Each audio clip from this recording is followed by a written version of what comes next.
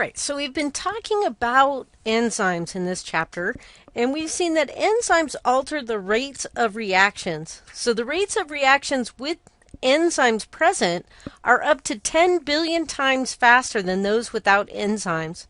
So enzymes will typically react then between 1 and 10,000 molecules per second, and even faster enzymes can process 500,000 molecules within a second. So enzymes have a dramatic effect on how reactions can occur, and for biologic systems, this enables life to be possible. So there's a number of different factors then that can actually alter or that can change the rate of enzymes and their ability to mediate the reactions. So these things become important because if these things get altered, they can cause different disease states, or maybe we could utilize an enzyme in the laboratory to complete a reaction that we require to build molecules that would be useful for industry or for medicine. So learning about how enzymes work is a very important concept. So the major things then that can affect the rate of the reaction and how enzymes work are going to be the substrate concentration. The enzyme concentration is also going to affect the reaction rate. And then other characteristics like temperature and pH are also going to affect the activity of the enzymes. So under most conditions, the rate of an enzyme catalyzed reaction is going to be controlled in part by the amount of the substrate that's present and by the overall efficacy of the enzyme. If the enzyme substrate complex is rapidly converted to product, the rate at which the enzyme and substrate combine to form the complex then becomes the limiting factor. So under these conditions, if the enzyme can convert the substrate to product very quickly, and that happens very, very quickly, then the only thing that's going to slow down the reaction is the ability of the substrate to actually come into contact with the enzyme and find that enzyme. So our enzyme and our substrate molecules typically are moving at random within the solution, and with a random collision, they can collide with each other no more often than about 10 to the 8 collisions per mole per liter per second. And so this is diffusion controlled. These are just the molecules are floating around inside the cell. They will randomly bump into each other. And so one of the most efficient enzymes is the catalase enzyme, which you are using in the laboratory exercise, that comes from the liver, breaks down the peroxide molecule, and it does this at a rate of up to 10 to the 7th catalytic events per second. So that's a rate of 10 million catalytic events per second. It will convert 10 million peroxide molecules into water and oxygen every second that this enzyme is reacting.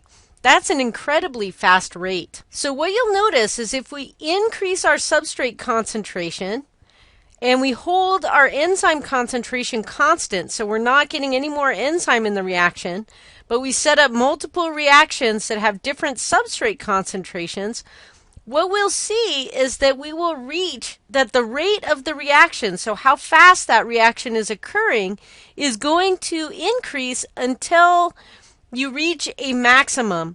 And so you can see that this curve is exponential. So it starts off very quickly and then it's going to level out up here at the top. And what happens is that at this position up here, you're essentially maxing out the number of enzymes that you have. So if you have a constant enzyme concentration, like say we start off with 10 enzymes, I mean, that would be a really low number. We couldn't actually get just 10. But this is a good way to kind of visualize this. If we start off with one substrate molecule, that one substrate is going to bind to one of those enzymes and it's going to react. If we increase to 5, all 5 substrates can still bind with enzyme and we'll still have 5 free enzymes, right? So our reaction rate is going to increase and go even faster. We can get all the way up here, or we do 10 substrate molecules with our 10 enzymes, right? And that's going to be close to the maximal rate that we can have because now all the enzymes are used up.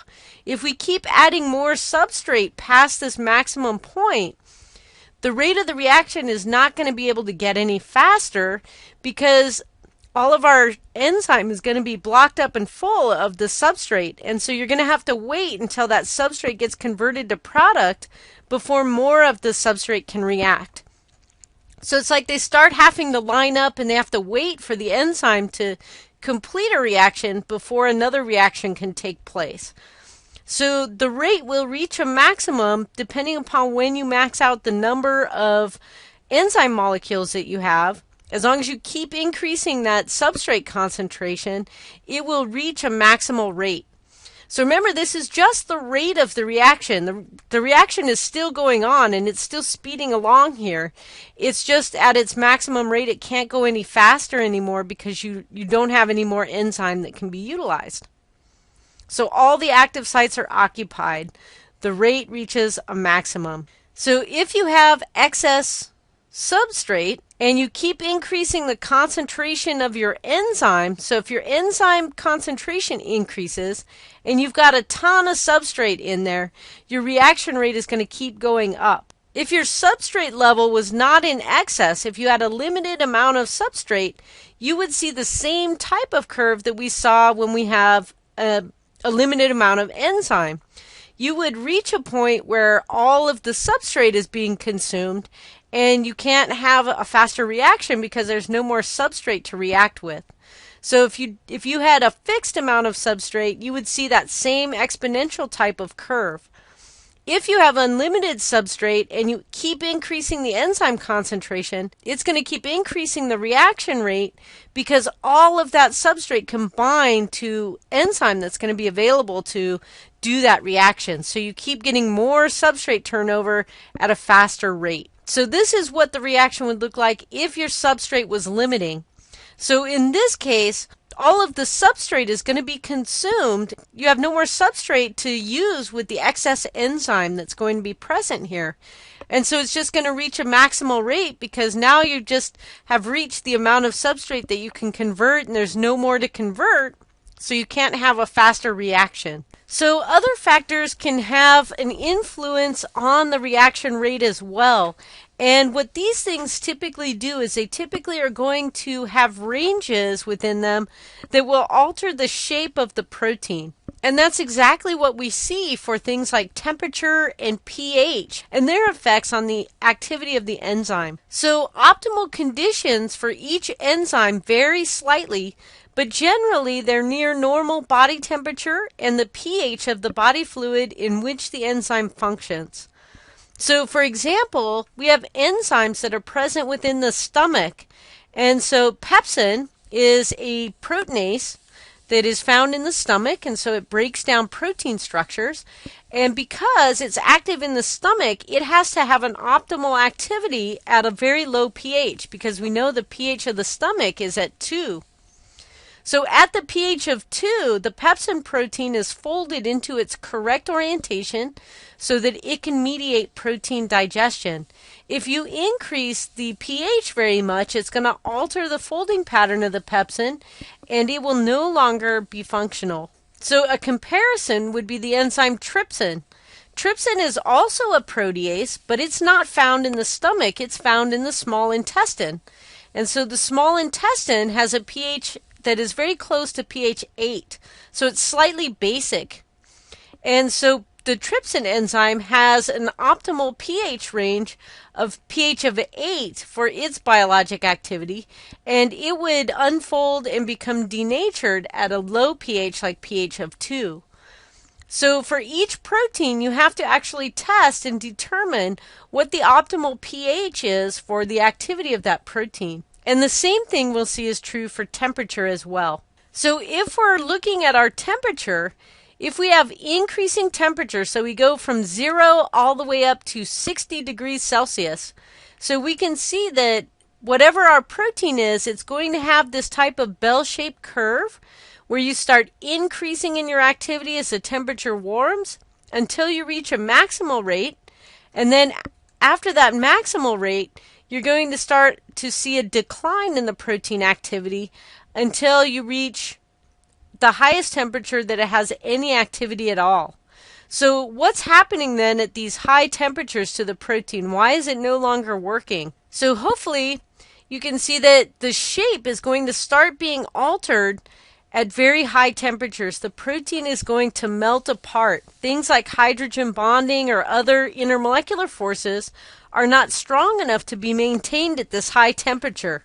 And so you get denaturing of the protein once you get to a high temperature. The unfolding of the protein is also going to inactivate it. So typically the primary sequence will remain intact unless you get very, very hot. And then at very high temperatures, you would even break down the primary structure as well. But at a temperature of 45 to 60 degrees, it's likely that you're just disrupting the intermolecular forces and you're causing a defolding of the protein. And so you're denaturing the protein or losing the three-dimensional structure. How about at really low temperatures? Why don't enzymes work at really low temperatures? So hopefully you're thinking about the movement of the molecules. So we said that for the enzyme to react with a molecule, it has to come into contact with that molecule.